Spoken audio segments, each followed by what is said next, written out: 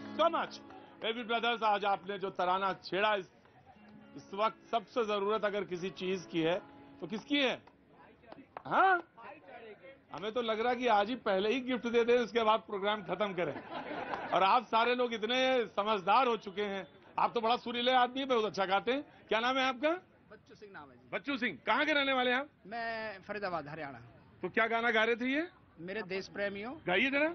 मेरे देश प्रेमियों, आपस में प्रेम करो देश प्रेमियों। नहीं, आप गाते भी हैं, वो अदायगी भी है आप में। बहुत कम लोगों में होता है। आप गाना सीखा है आपने? हाँ जी, बचपन से मैं गाते ही आया हूँ जी। हाँ। वो अलग बात है, मेरा नंबर नहीं आया जी। कोई बात नहीं, बहुत कम लोगों के नंबर आते हैं, लेकिन फिर भी तो ये हुनर तो हुनर ही है, और जो कला है, जो आर्ट है, वो तो ऐसी ही चीज है। वो अपने सुखन के लिए भी होती है, अपने सुख के लिए भी होती है। बहुत बहुत शुक्रिया। तो बातचीत के सिलसिले को आज शुरू करेंगे, और अल्टीमेटम ये है कि 3 तारीख के बाद अपने लाउड स्पीकर उतार लीजिए। जो कहें लाउड स्पीकर उतार लीजिए, मुझे कहने की जरूरत नहीं है किनसे कहा जा रहा है कि लाउड स्पीकर उतार लीजिए। 2 तारीख को शायद ईद है, और 3 तारीख को कहा गया कि सारे लाउड स्पीकर उतार लीजिए। और अगर लाउड स्पीकर नहीं उतारे गए तो हनुमान चालीसा जो है शुरू हो जाएगी। और कहां शुरू हो जाएगी? महाराष्ट्र में, मुंबई में शुरू हो जाएगी, और सारे लोग जो है हनुमान चालीसा गाने लगेंगे। अब सवाल यह है कि इस गाने का जो आपने गाया था उसका मतलब भी सब जानते हैं, लाउड स्पीकर उतारो इसका मतलब भी जानते हैं, हनुमान चालीसा शुरू हो जाएगी इसका भी मतलब सब लोग जानते हैं। लेकिन दिक्कत क्या है प्रेम जी? 3 तारीख को उतारने का अल्टीमेटम कहा, उतार लीजिए, क्योंकि सुप्रीम कोर्ट का कानून जो है, आदेश जो है, वो भी सबको मालूम है। अब इस मुल्क में टकराहट है तो क्यों है? सवाल यह है कि बात तो यहां पे होनी चाहिए, मुद्दे रोजी रोटी, रोजगार, एंटरप्रेन्योरशिप, इन सब पे होने चाहिए। लेकिन क्या हो रहा है रोज मैं देख रहा हूं। देखिए, मुझे तो एक बात याद आ रही है, 3 मई दीदी गई, याद है पिछला साल, और इस बार 3 मई लाउड स्पीकर गई। ये दूसरा नारा है। अब आप सुनिए। देखिए, सुप्रीम कोर्ट की बात सबको माननी चाहिए, नियम का पालन होना चाहिए, लेकिन सुप्रीम कोर्ट उस लाउड स्पीकर के बारे में बोलता है जो मशीन है। ये भी तो लाउड स्पीकर ही है। हम लोग जो बात कर रहे हैं, ये जो गाना गा रहे हैं, ये भी तो लाउड स्पीकर ही है। सब एक नियम के तहत होता है, लेकिन वो लाउड स्पीकर जो मशीन नहीं है, कोई बीजेपी का लाउड स्पीकर बन के राज ठाकरे, कोई वो महंत पता नहीं किसका लाउड स्पीकर है, कहता है कि मुस्लिम महिलाओं से बलात्कार करेंगे। ये लाउड स्पीकर को कौन रोकेगा? मेरा ही कम क्या है लाउड स्पीकर से? ये भी तो उतना ही लाउड स्पीकर है, वो भी इतना ही हल्ला मचाता है। सवाल ये है कि आपने बहुत अच्छी बात कही, एक तो मशीन वाला लाउड स्पीकर है, और बाकी और लाउड स्पीकर जैसे जिलानी आपकी तरफ इशारा। अजय जी मैं आता हूँ, you just have to wait जी, आई एम कमिंग। देखिए, प्रेम जी नाम प्रेम है, लेकिन प्रेम की बात नहीं करते हैं।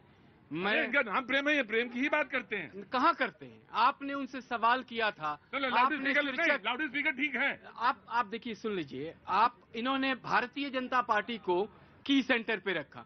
मैं भारतीय जनता पार्टी का प्रवक्ता हूं और भारतीय मुसलमान हूं। आप यकीन करिए कि ये रोजे का दिन चल रहा है, मैं रोजे से हूं और नमाज भी पढ़ता हूं, लेकिन कोर्ट है कि नहीं है, संविधान है कि नहीं है, कोर्ट में मामला है मानक मापदंड लाउड स्पीकर के डेसिमल को लेकर। उस पे चर्चा करें तो आप भारतीय जनता पार्टी के ऊपर सवाल करना, कटाक्ष करना कब छोड़ेंगे? आप भारतीय जनता पार्टी को सेंटर पे लाके क्यों खड़ा करते? प्रेम जी सुनिए, अब हम बोल नहीं सकते, कटाक्ष नहीं कर सकते। ये कौन से रिजीम में हम जी रहे हैं?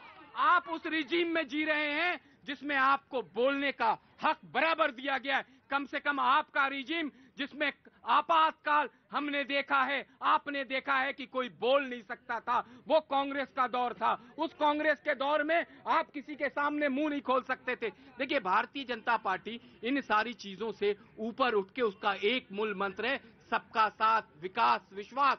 और लाल किले के प्राचीर से जब प्रधानमंत्री कहते हैं, राज ठाकरे आपकी बी टीम है। अब देखिए, जो लोग भारतीय जनता पार्टी को कोसना जानते हैं, चाहते हैं, तो वो कभी ओवैसी को बी टीम बनाते हैं, कभी राज ठाकरे को बी टीम बनाते हैं, कभी सपा को बी टीम बनाते हैं। देखिए प्रतीक जी, इस देश का माहौल खराब करने का अगर किसी ने ठेका ले रखा है, टेंडर लिया हुआ है, तो वो बाकायदा भारतीय जनता पार्टी, इनकी पेरेंट ऑर्गेनाइजेशन आरएसएस और इनके जुड़े हुए जो कहीं ना कहीं पर्दे के पीछे से काम करते हैं। हम उस देश के वासी हैं, सुनिए मेरी बात, जिस देश की जनता ये कहती आई है आजादी से पहले और आज तक कि ना तो हमें अजान से की शोर से दिक्कत है, ना हमें भजन के शोर से दिक्कत है। हमें दिक्कत तो है जो आज वर्तमान में लोग मैं एक काम कर देता हूँ, अजान के बाद वाला शोर हटा देता हूँ, अजान का शोर और भजन का शोर हटा देता हूँ, अजान और भजन रख लेता हूँ। जी देखिए कांग्रेस का तो चरित्र सब जानते हैं, कांग्रेस के हालात क्या हैं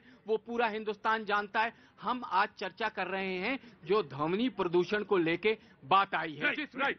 देखिए अभी आप बहुत अच्छे से शुरुआत हुई, सबने कहा कि देश प्रेमियों, इस कैसे देश प्रेमी हैं जहाँ 6 राज्यों के अंदर भगवान रामनवमी के अंदर राम के भक्तों पे पत्थर फेंके जाते हैं, ये कैसे देश प्रेमी है? तो ये बताइए तलवार कहाँ फहराई जाती है? सुनिए ना, सर ये कैसे देश प्रेमी है? मैंने जो सवाल पूछा, तलवार क्यों? देखिए मेरी बात सुनिए, हमारे जितने भी देवी देवता है सबके हाथ में शस्त्र है।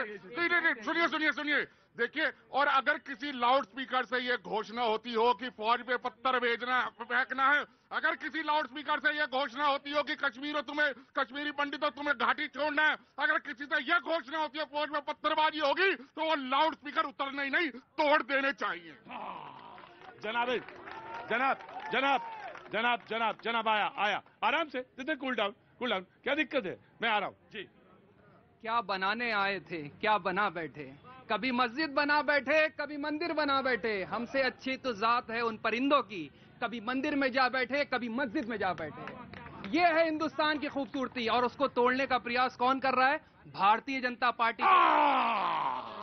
जी मैं आया, ऑफ कोर्स आया। देखिए शायद जनाब को ये नहीं पता है, मैं सबसे पहले ये पूछना चाहूंगी इनको कि अजान का मतलब क्या होता है। अजान का मतलब होता है आगाह करना। किसको आगाह कर रहे हैं आप ये बता दीजिए। किसको बता रहे हैं कि आपका अल्लाह जो है या ईश्वर है वो सबसे महान है, उन्हीं की पूजा होनी चाहिए। लोगों को अगर दिक्कत है तो इस चीज से दिक्कत है, आपको ये समझना पड़ेगा। 70 सालों से दिक्कत नहीं हुई हिंदुस्तान के किसी मुसलमान और हिंदू को। जैसी भारतीय जनता पार्टी इख्तियार में आती है लोगों के बीच नफरत का कर। देखिए दिक्कत आजादी से पहले से थी, लेकिन तुष्टीकरण के कारण हिंदुओं को बोलने नहीं दिया जाता था, और ये सही तुष्टीकरण के कारण बोलने नहीं दिया जाता था, लोगों की जुबान काट दी जाती थी। सबसे महंगी अगर सीएनजी कहीं मिल रही है तो हिंदुस्तान में मिल रही है। महंगा पेट्रोल, डीजल, इन तमाम मुद्दों से डाइवर्ट करके आपस में एक दूसरे को लड़ाने का अगर कोई काम कर रहे हैं। आ गया। क्या नाम है भाई? हैं? सूर्या। महंगाई के बारे में बताओ। बिल्कुल बताओ, जो मन में आए वो बोलो। मैं आ गया तुम्हारे पास। किस पे बोलना चाहते हो? महंगाई। भैया बता रहे ना महंगाई। भाई साहब जीवन बचेगा नहीं, महंगाई का करोगे क्या? समझा क्यों कह रहा हूँ मैं? समझा नहीं समझा ये बता दे पहले मुझे। भैया मैं आपको मैं आके बात करता हूँ। मेरी आंख पे डालो। नहीं मेरी आंख पे कुलम। यहाँ का नियम है, पहली बार आए आंख पे मेरी डाली जाएगी। आपके साथ तो मैं बात भी कर सकता हूँ। तो करो बस। देखो भैया एक बात कहने की बात ये है, जब तक जीवन है तो सही चलेगा। ये कह रहे हैं भाई साहब महंगाई, डीजल पेट्रोल, ये तो कहने की बात है। आलू हम 100 रुपए किलो खा लेंगे जब बचेगा नहीं। वे 10 पैदा कर रहे हैं। वे क्यों कर रहे हैं 10 पैदा? क्यों? वे नगद कमाते हैं, वे हराम की औलाद, वे नगद।